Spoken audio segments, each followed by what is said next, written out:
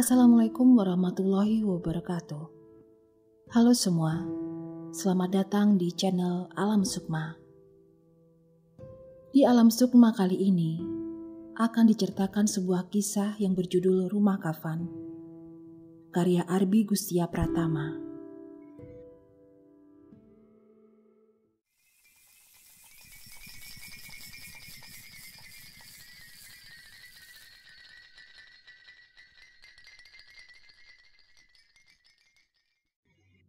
Catatan ini kutulis berdasarkan cerita yang dituturkan oleh narasumber bernama Ani tentang rumah kafan di sebuah kampung. Halo, perkenalkan namaku Ani, asal Bandar Lampung. Cerita ini adalah pengalaman masa kecil bersama ibuku yang bernama Tri. Saat itu sekitar 2005, aku masih duduk di kelas 3 SMP. Ibu adalah single parent karena bapak sudah tiada sejak aku baru berumur 5 tahun. Keadaan ekonomi kami saat itu bisa dibilang buruk. Aku membutuhkan biaya sekolah dan keperluan sehari-hari yang tidak sedikit. Sedangkan pendapatan ibu dari berjualan kecil-kecilan tidak seberapa. Akhirnya walaupun berat, ibu memutuskan pindah dari kontrakan ke sebuah kamar sewa. Kami mencari kamar yang disewakan dengan harga semurah mungkin. Setelah survei beberapa lokasi, ibu menemukan sebuah kamar yang cocok. Di sebuah bangunan yang kusebut rumah kafan. Seiring cerita ini, nanti kamu tahu alasannya. Pemilik rumah kafan itu adalah seorang nenek yang berprofesi sebagai tukang urut. Dia menyewakan satu kamar yang ada di dalam rumahnya. Nenek ini biasa kupanggil Mbah. Dari penampilannya, kurasa umurnya sudah di atas 60 tahun. Dia bertubuh pendek dengan rambut sudah putih semuanya dan badan yang sedikit berisi. Menurut pengakuannya, Mbah punya beberapa anak, namun yang dia ceritakan kepada kami hanya 2 anaknya. Yang satu berada di kampung dan satu lagi bekerja sebagai TKI. Karena harga yang murah dan simbah yang ramah, ibu akhirnya tertarik mengambil sewa. Kamar yang kami sewa ini berada di tengah kampung, tepatnya di salah satu sudut pasar yang cukup ramai. Bangunan rumah kafan yang kami tempati sudah tua dan agak rapuh. Rumah ini hanya berbahan papan dan triplek tipis yang sama sekali tidak bisa menyaring suara ramai dari pasar. Kalau pasar lagi ramai, keriuhannya terdengar sampai ke dalam kamar. Meski tidak nyaman, ibu juga tidak punya pilihan lain. Setidaknya kami punya atap untuk tidur dan berteduh saat hujan dan panas. Kami pindah membawa barang bawaan yang tidak seberapa. 1 bulan setelah tinggal di sana, kami belum menemukan hal-hal aneh. Kehidupan berjalan seperti biasa. Namun, ibu mulai menemukan hal-hal yang membuatnya tidak betah. Di rumah kafan yang terbuat dari triplek ini, entah kenapa, semua jendela dan ventilasinya ditutup dan dipaku dengan paku beton. Lama-kelamaan, ibu merasa gerah dan engap karena sirkulasi udara yang buruk. Atas inisiatif sendiri, ibu mencokel paku yang menutup jendela itu satu persatu. Awalnya ibu hanya membuka jendela dan ventilasi di kamar kami saja. Lama-kelamaan, ibu membuka seluruh jendela yang ada di rumah karena sesak dan pengap. Memasuki bulan kedua sewa, Mbah tiba-tiba saja menolak uang sewa. Sepertinya Mbah tahu bagaimana kesulitan kami. Bahkan yang membuat ibu lebih tersentuh lagi, Mbah membawakan kami makanan hampir setiap hari. Ketika mau membayar sewa, Mbah juga bilang, "Udah, simpan saja uang sewanya. Ini ada makanan, kasihan anakmu, dia butuh makanan yang bergizi." Makanan yang diberikan pada kami cukup beragam, dari buah-buahan segar seperti anggur, apel, jeruk, dan makanan olahan seperti daging ayam, daging sapi, hingga sayur mayur. Intinya, semua yang beliau masak pasti dibagikan kepada kami. Kami sangat bersyukur, tapi merasa tidak enak hati karena merepotkan. Sudah tidak membayar sewa, kami malah menambah pengeluaran Mbah.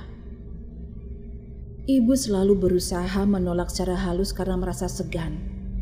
Namun Mbah dengan ramah bilang, "Enggak ngerepotin. Anggap saya orang tuamu sendiri, Mbak Tri. Saya juga ngasih makan cucuku Ani."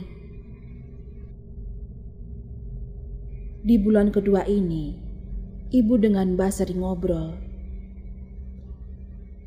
Mbah sempat berpesan kepada ibu untuk tidak terlalu sering mengobrol dengan tetangga sekitar. "Mbak Tri, jangan sering-sering ngobrol sama tetangga ya.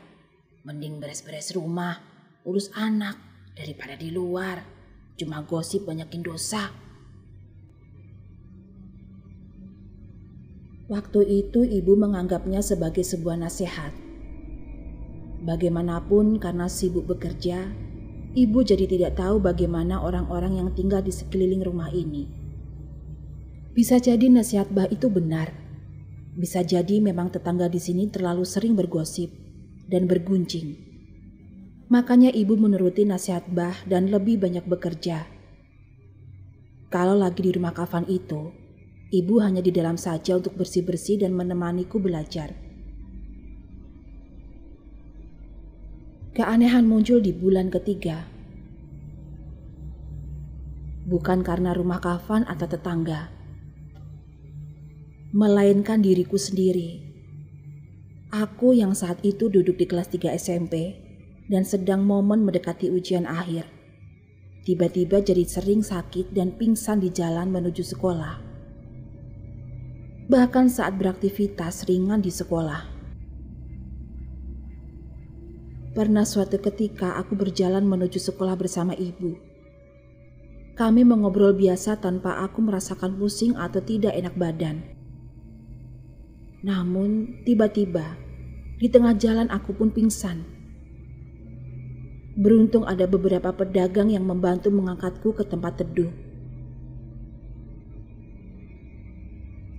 Karena sering pingsan, ibu membawaku berobat dari puskesmas yang gratis hingga dokter yang harus bayar.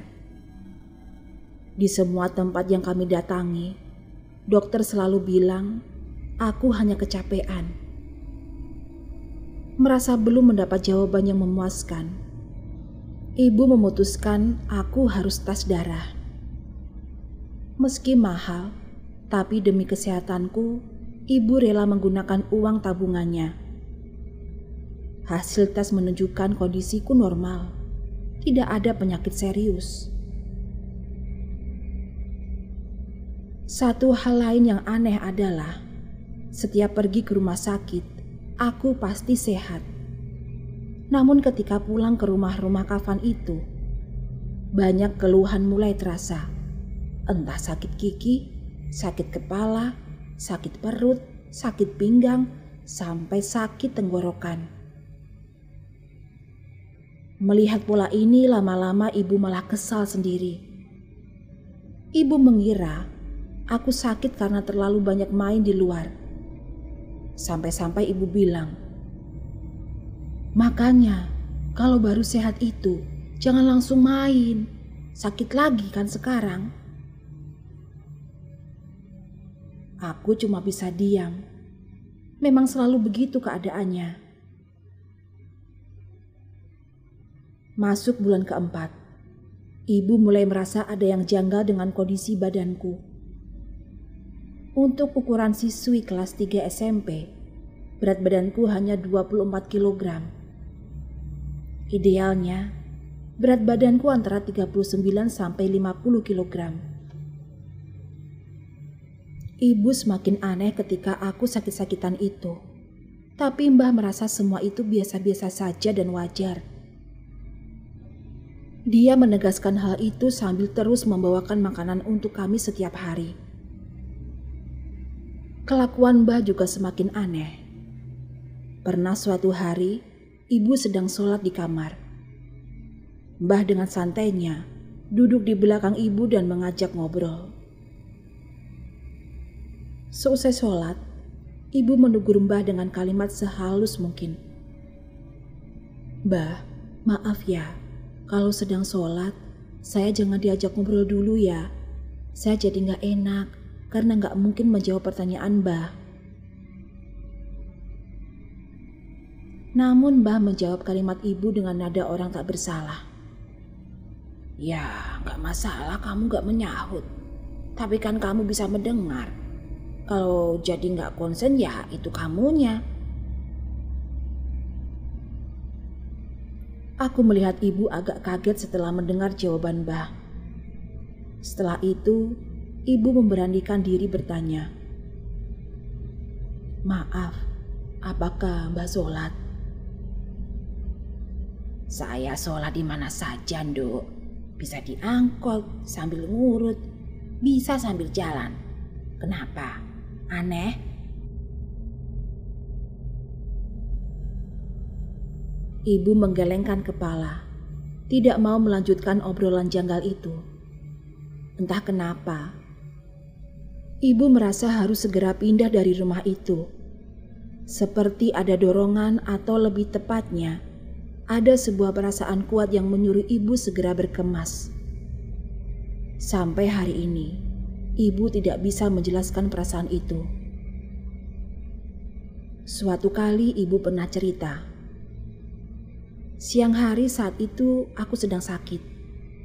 Aku tidur di kamar ditemani ibu.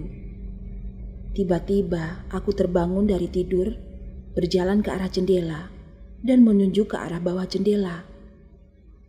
Kata ibu, tatapanku kosong. Siang itu dorongan untuk segera pindah dari rumah kafan itu kembali muncul. Perasaan aneh semakin kuat di dada ibu. Siang itu karena tidak tahu harus berbuat apa, ibu hanya bisa membaca doa. Di tengah lantunan doa, tidak tahu kenapa ibu menangis. Selepas membaca doa, ibu berusaha sangat keras untuk menyadarkanku. Namun usahanya tidak berhasil. Aku masih menunjuk ke arah bawah jendela. Tanganku keras, bahkan kaku, tidak bisa diturunkan. Situasi aneh itu terjadi selama 5 menit. Ketika sadar, aku tidak ingat sama sekali.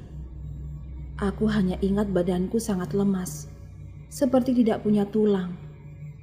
Setelah itu aku menangis. Ibu kembali mengadu kepada Mbah.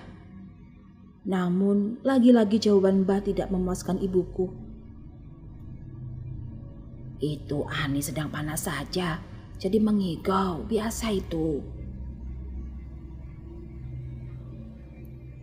Ibu tidak mendebat kalimat Mbah. Selain malas, ibu juga merasa tidak mampu melakukannya.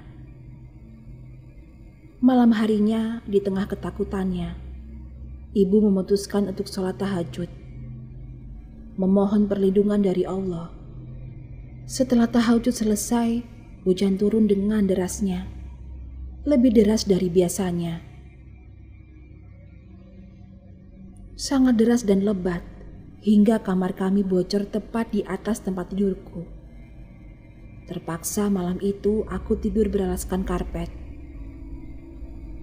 Keesokan harinya ibu meminta tolong tetangga Om Yadi untuk membetulkan atap bocor. Dengan senang hati Om Yadi membantu saat itu juga. Dia naik ke plafon dengan sebuah tangga. Anehnya, di plafon tepat di atas tempat tidurku, Om Yadi menemukan tas kecil berwarna kuning.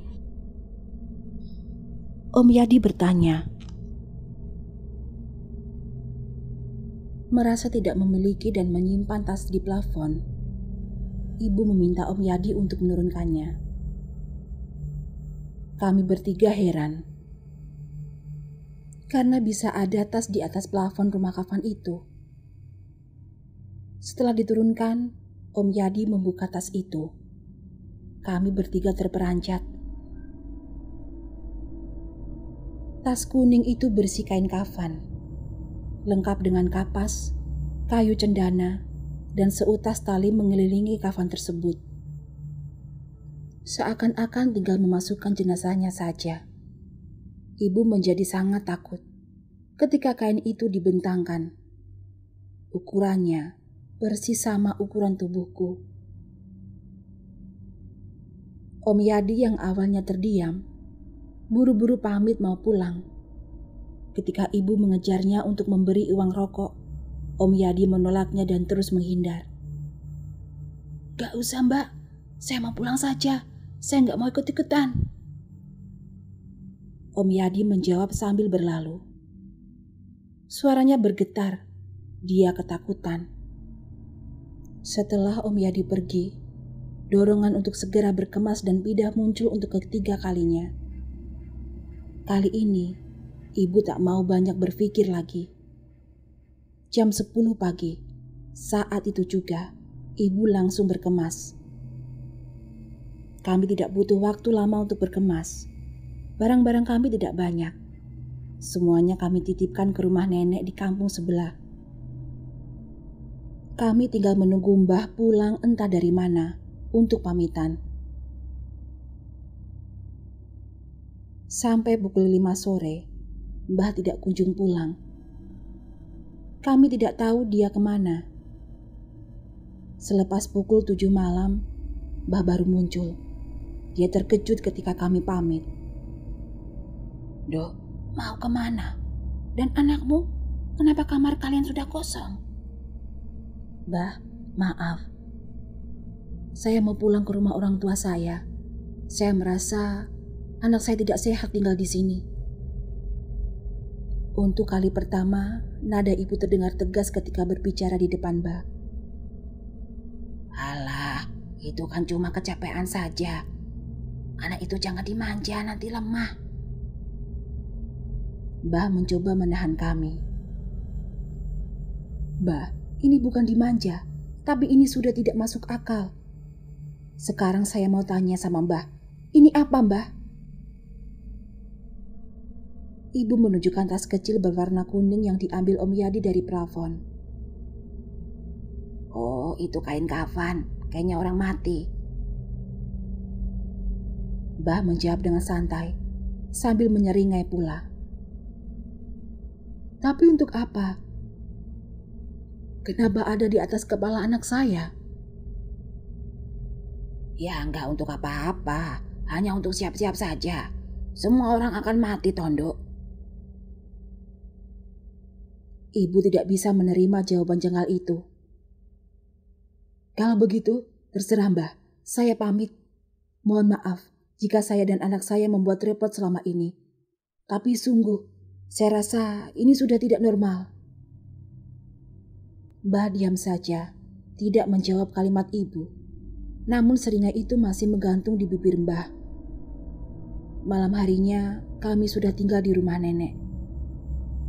Akhirnya aku bisa tidur nyenyak. Sebelumnya, hampir setiap malam, aku selalu gelisah dan sulit tidur. Keesokan harinya, ibu tersadar ada barang yang tertinggal di rumah kafan itu. Sebetulnya ibu malas untuk kembali ke rumah itu. Namun barang yang tertinggal cukup penting. Berjalan kaki ibu menuju rumah aneh itu. Sesampainya di sana, ternyata Mbah sedang pergi. Karena lelah setelah berjalan agak jauh, ibu mengasuh di warung pecel dekat sana. Sambil minum, ibu ngobrol dengan pemilik warung. "Mbak, udah gak tinggal di rumah itu?" "Enggak, baru kemarin saya pindah." "Mbak, maaf, sepertinya anak Mbak kurang sehat ya selama tinggal di situ." "Iya Mbak, anak saya jadi sakit-sakitan." "Mbak, boleh saya cerita sesuatu?" Ibu menahan nafas. Dia sudah merasa ada yang janggal. "Sejak Mbak tinggal di situ, saya sebenarnya ingin cerita. Tapi Mbak gak pernah keluar rumah dan jarang ngobrol di sini. Ketika ada kesempatan ngobrol sama Mbak, entah kenapa, saya gak bisa ngomong dan gak bisa cerita. Seperti ada orang yang nakutin saya berdiri di belakang Mbak." Sebenarnya ibu juga sudah merasa ada yang janggal di rumah kafan itu. "Emang kenapa, Bu?" "Mbak gak tahu. Semua penduduk di sini sebetulnya sudah tahu. Di depan pintu rumah aneh itu sering ada orang besar duduk atau berdiri sepanjang malam. Lalu di atas genteng tempat kamar Mbak sering ada penampakan wanita sedang duduk." Ibu diam saja, tidak memberi tanggapan. "Sebelum Mbak ada juga yang nyewa. Pasangan baru punya bayi usia 7 bulan. Selama tinggal di sana, anaknya hampir setiap hari nangis. Entah kenapa, sampai akhirnya meninggal. Dan dikuburnya di samping rumah itu, pas banget di samping jendela kamar Mbak." Ibu teringat kejadian siang itu saat aku berdiri kaku sambil menunjuk ke bawah jendela, persis di lokasi kuburan bayi itu berada. "Kenapa dikubur di situ?" "Mbah yang minta bayinya dikubur di situ. Mbah merasa itu cucunya sendiri, biar gak jauh dari cucunya. Orang tua si bayi tadi dikasih uang sama Mbah, uang yang cukup banyak, sampai mereka bisa pindah ke rumah yang lebih layak. Gak tahu dari mana itu uang, padahal Mbah cuma tukang urut." Mendengar cerita itu, ibu jadi lebih berani untuk bercerita soal penemuan kain kafan. Ibu penjual pecel ternyata sudah tahu, karena Om Yadi sempat bercerita. Ibu heran, karena Mbah selalu bisa masak enak dalam jumlah banyak. Ibu merasa ada yang aneh dengan makanan itu. Makanan yang malah bikin aku makin kurus. Ibu penjual pecel membenarkan kegelisahan ibu. Sudah lama, orang kampung ingin membongkar praktik pesugihan yang dicurigai dilakukan oleh Mbah. Tetapi sampai saat itu, belum ada bukti kuat. Penampakan yang sering terlihat belum bisa dijadikan bukti kuat. Bisa saja rumah itu memang angker. Penampakan lain yang dilihat tetangga adalah sosok perempuan tua yang merangkulku. Ketika jalan kaki pulang dari sekolah, tetangga sering melihatku dirangkul oleh perempuan tua yang rahangnya tak henti bergerak seperti sedang mengunyah sesuatu. Tetangga jadi tidak berani. Pada akhirnya, setelah mempertimbangkan ulang, ibu tidak jadi mengambil barang yang tertinggal di rumah kafan itu. Ibu memutuskan pulang dan tidak lagi ingin bertemu Mbah. Beberapa minggu kemudian, berat badanku naik dengan cepat. Waktu berlalu dan kami tidak lagi mendengar kabar soal rumah aneh dan sosok Mbah. Hingga suatu pagi, kami mendengar bahwa rumah aneh itu sudah dibongkar oleh warga kampung. Tanah bekas rumah itu sudah dibeli oleh seseorang dan dibangun sebuah pertanda. Informasi soal Mbah yang kami dapat juga tidak banyak. Kami dengar dia dipulangkan ke kampung halaman. Setelah itu Mbah menderita sakit keras.